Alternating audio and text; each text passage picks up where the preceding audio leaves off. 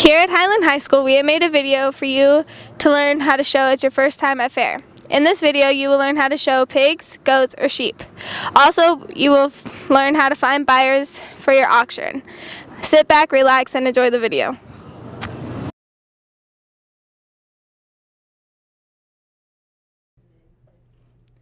We're here at the 2012 Kern County Fair with some hard-working sheep showmen. Today, we'll be learning the basic fundamentals on how to show sheep so that you too can be in the ring. The exhibitors here are entering the ring. These students are setting up their sheep. To do this, the hind legs need to be parallel with the front legs. The rack of the lamb, also called the top, should be level, and the showman should hold the head of the lamb upright so that the neck is at a 90-degree angle.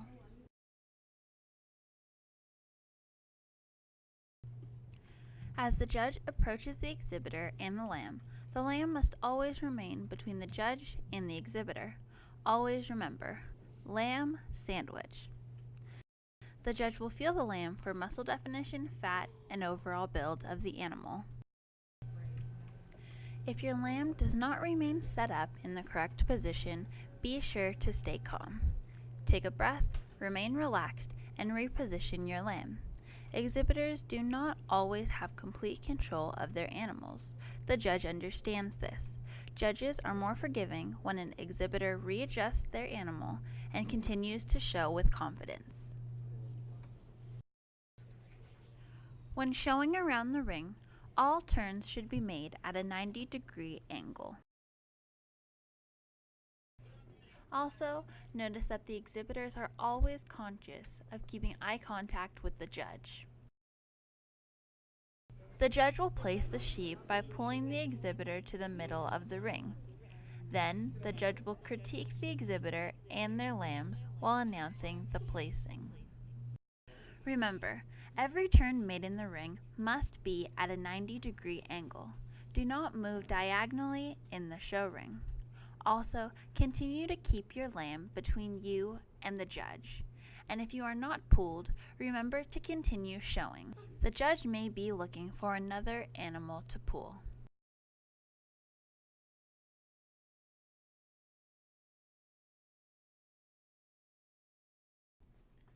Notice how the exhibitor holds the sheep. One hand is placed beneath the jaw and the other is placed on the back of the head. The exhibitor places the inside of his knee on the chest of the lamb and applies pressure so that the lamb will push back. Showmen need to work with their lamb every day in order to train the animal to push back.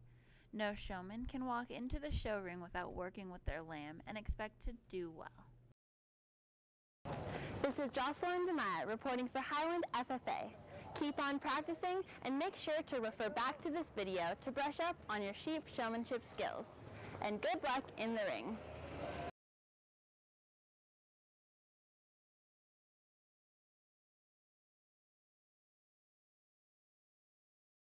Hi, my name is Irvin Patino from Highland High School, and we're going to the Kern County Fair, where we'll be showing you how to effectively show or market swine. Now we'll turn it over to Mr. Freeman, who will be our expert for the next few minutes. Sit back, relax, and enjoy the video. In showmanship, can you touch your pig with your hand? That's a really good question, and it seems to be one that haunts a lot of showmen. What I believe is that you should always control your animal, but you want to control your animal with the least amount of correction as possible. And so hands on the pig, that would be extreme correction. Now, some judges are going to have a zero tolerance policy to putting hands on pigs. Other judges are going to be more practical in terms of if your pig's on the rail or in the corner, you've got to get them out in the middle of the ring. And so if that means that you've got to apply more pressure or maybe push the pig out of the corner a little bit to get back into the showing mode, then do it. You're never going to get in trouble if you don't touch your pig in terms of being too heavy-handed. Again, like I said, with using the whip, you want to exert as little amount of pressure as possible. If you can control your pig and put your pig in the right spot at the right time with never touching it, that's obviously going to be the best case scenario. But it's my belief that if you're going to have a pig that's on the rail or in the corner, it's going to be better to put your hands on the pig and get them out in the middle than to just leave them there in the corner, or get even more heavy-handed with a whip, stick, or cane. And so I would say that the answer to that question is yes, no, maybe. You want to get them in the middle of the ring as much as possible, and you want to do it with the least amount of pressure as necessary. Is there a difference between the way you should show for market classes in comparison to showmanship classes? No, the purpose of showmanship is to make your pig look as good as possible. And so if that's true for showmanship, it's also going to be true for market. You'll find really, really good showmen are going to be those young people that are able to put their pig in the right place at the right time the most often. And you can't help but do better in market if that's the case. And so the short answer is no. There's really no difference in the way you should show.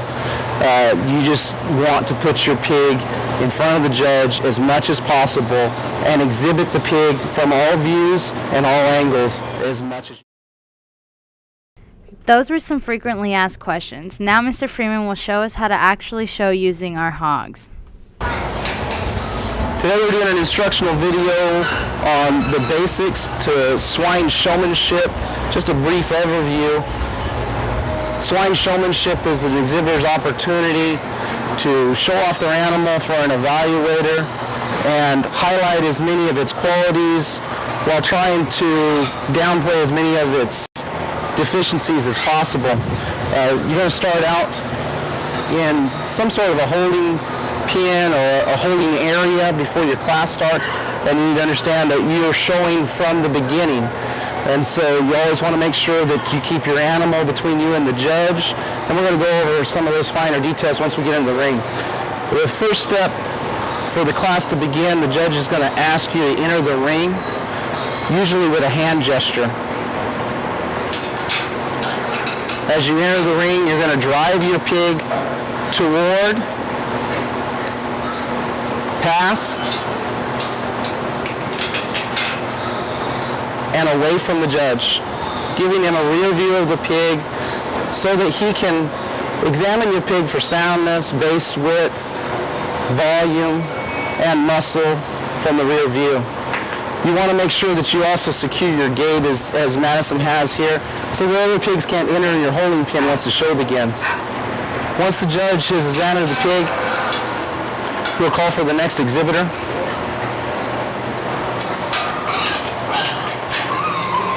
And move on with the process. Critical mistakes that you can make is crossing over or stepping between the judge and your pig.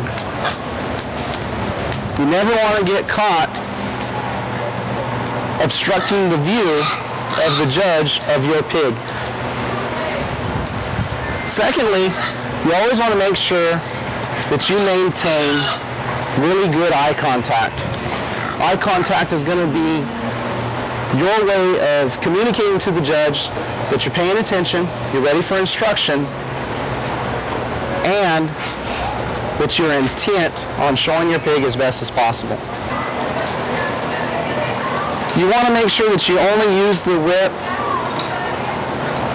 when needed. And for the most part, if the pig has been trained properly, simply showing him the whip should cause them to turn in the direction that you want. And that's always the goal.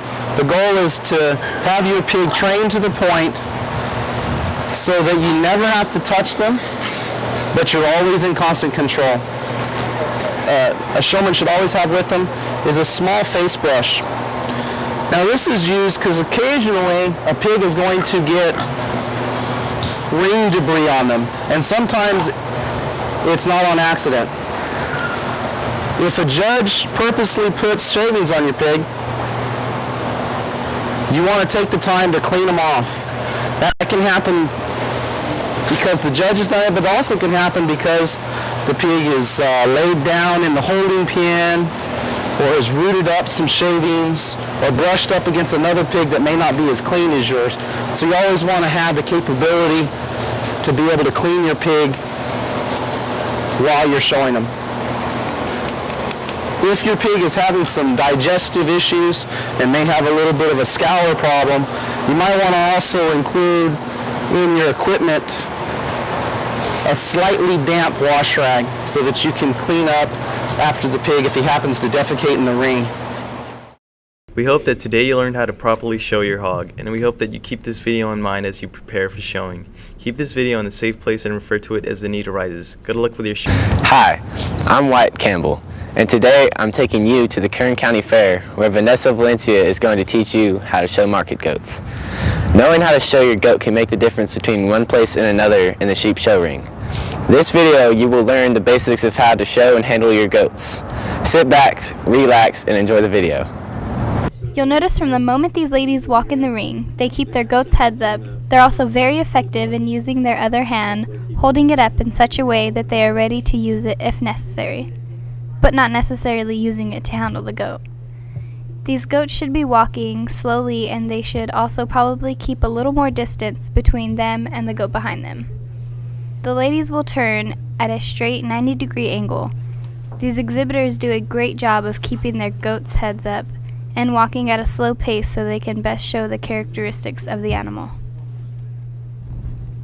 One thing these exhibitors did was make sure that they're on the opposite side of the judges. You should never stand between you and the judge in the ring. The idea when the judge gives you a position is that you're in a straight line with the goat in front and following the commands of the first goat in line. One of the most difficult parts of showing is preparing them to show. She is exhibiting how we hold the bottom of their chains. You push the goat back and they will brace against you. The exhibitor then moves so the goat's neck will stay straight and you get the full effect of the animal bracing.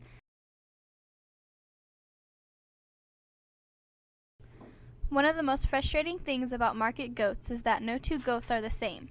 You want to make sure the two back feet are square with the hips of the goat and that the front feet are placed directly under the goat. Caution: make sure your legs are not blocking the goat's front leg. In this video, you have learned the basics of how to show a market goat. We hope it has been useful to you and that you do good in the fair. Good luck. Sometimes the fair can seem to be a very grueling task. Much confusion can be had when it comes to auction and all of the paperwork that comes with it.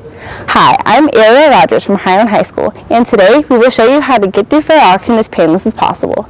You will see how animals are auctioned off, where to go to get set up, as well as how to maximize profits by finding people to buy or sponsor your animal. Please sit back, relax, and enjoy the video. Highland FFA, welcome to the Kern County Fair. We're staying in the auction barn where in a few minutes, students will be selling their agriculture mechanics projects, their beef cattle projects, pigs, lambs, and goats. It's been an exciting week for our exhibitors, and we are really enthralled for you guys to see what happens at the auction barn and all the amazing things that have been accomplished this week. And in a few minutes, we're going to see kids crying like this. Buyers have never bought at the fair. They'll stand in the new buyer line. New buyers. If you're buyers that purchased before, they'll go in the returning buyers line. It's important that buyers register so that we know how to contact them for payment and to understand how they want their animal processed. So get ready to watch the exciting process of what happens at a real live auction. Fifth auction for today, it will be the bred heifer sale. We've got 3 bred heifers to sell, and I want everybody to stand up and give a welcome to your Kern County 2012 Grand Champion heifer owned by Megan Chamberlain, Highland FFA. Lot number 1001. Oh, take a look right there. Nice black heifer right there. She's bred, she's safe in calf. The Grand Champion, tell me how many runners on it? Right there, damn it, dung beard, down on a dung beard, two. What my dear, damn it, dung beard, two, on a dung beard, damn it, dung beard, damn it, dung beard, three, damn it, dung beard, 3,000. And now 4, damn it, dung, 4, dung beard, 5, damn it, dung beard, 5, here, 6 out. And now 6, damn it, dung, get in. And 7,500, 8,000, 7,500, damn it, dung, $8,000. Thank you. down, 8,500. 85 here, down, 85. I'm at $8,000 on her, 8,500 all. 8,000 down, 85, 85, here, down, 85, 85, y'all through, here we go. $8,000 bid, 8,500. 85 here, down, where, down, 8,500, down, 85, I sold the heifer, $8,000 on her, $8,000. The payment center is a very important part of an auction. This is where people pay their auction bills. And this is how our exhibitors get their moolah. So when buyers pay, the fair ends up writing a check to our exhibitors so they can get some money. Fantastic! Have you ever wondered why some people make thousands of dollars on their projects and others barely break even? In this segment, we will show you how to maximize profits on your animal. In scenario 1, our first pig is being sent to auction at fair. Rather than going out to find buyers, this student decided to blindly approach the auction in hopes of someone bidding on her pig. Seeing as no one was bidding, one generous buyer bought the little pig for an easy $400. In retrospect, you paid over $450 for your animal over the 3 months you took care of it. If your income was $400 and expenses $450, this makes your net income a loss of $50. In scenario 2, we have another pig who went to market the same day. But this time, the student went out and attracted buyers or sponsors. The student got 6 sponsors, ranging from $100 to $300 each. Then what? Who gets the pig? We learned you just raised $1,000 at fair auction. That means your expenses on your pig was $450, and income from selling at auction was $1,000. So your profit was $550. All in all, you and your sponsor or buyer win because you could get a car, college fund, you don't have to work, FFA degrees, and proficiencies. Your sponsor or buyer win because they can get a tax deduction, they're feeding the homeless, and everyone feels and looks good. And they just supported a local student with their entrepreneur project. In order to show for fair, you must dress appropriately. Official uniform is only slightly different from show uniform. From the waist up, nothing changes. Rather, from the waist down, you are to wear white Wranglers and a pair of show boots. In order to obtain buyers, it is a good idea to go out into your community and approach businesses with formal information. This newsletter shows the syndicate members what she hopes to do with her animal and how she's doing with her animal. The next newsletter shows that her syndicate members have doubled, as well as pictures of her animal and how her animal is doing. The final newsletter shows all of her syndicate members, as you can see, is drastically increased. Also enclosed in this newsletter should be a cover letter as an introduction to your project in order to grab the attention of your potential sponsor. This example of the Joker Syndicate explains who she is and why you should be part of her syndicate members. It tells us how much she is hoping to get per pound for her animal. Make sure your application is filled out completely, making sure your buyer indicates in the space provided how much they want to pay per pound. Take a look at what a sample application looks like. Be aware of all areas that require information, making sure not to leave any spots blank. Who are your customers? Anyone can be a customer, such as friends, neighbors, coworkers, or companies. Anyone can participate. As a side note, it is easier to get small donations than large ones. Hopefully you learned that fair isn't as scary as it may seem. You have learned how to maximize profits on your animal, where to get set up, as well as witness a live auction. If you have any additional questions, don't hesitate to ask your ag advisors. From Highland FFA, good luck at fair.